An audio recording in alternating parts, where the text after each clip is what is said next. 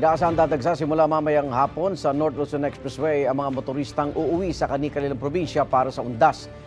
Silipin natin sitwasyon sa NLEX live sa unang balita ni James Agustin.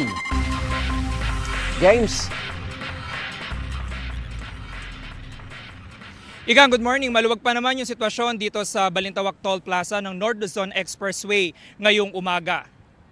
Inaasahan na pamunuan ng NLEX ang dagsa ng mga motorista na pauwi sa kanilang mga probinsya para sa undas mamayang hapon hanggang sa umaga na ng Sabado, November 1. Inaabisuhan ng mga motorista na siguraduhin na sapat ang load ng kanilang RFID accounts para iwas abala.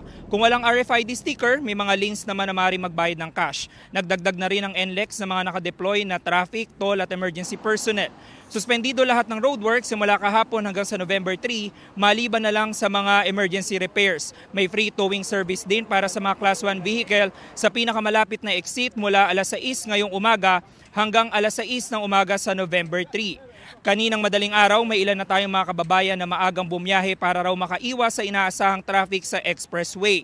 May mga nakausap ako na patungo sa La Union, Ilocos Norte at Pangasinan. Susulitin na raw nila ang long holiday weekend.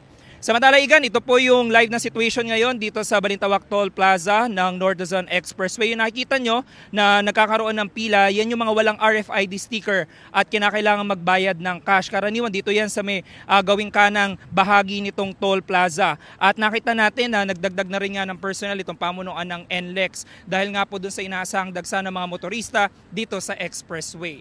Ang latest na sitwasyon dito po sa NLEX mamaya sa update natin alas 7 ng umaga sa unang balita. Ako po si James Agustin para sa GMA Integrated News. Igan, mauna ka sa mga balita, mag-subscribe na sa GMA Integrated News sa YouTube para sa iba't ibang ulat sa ating bansa.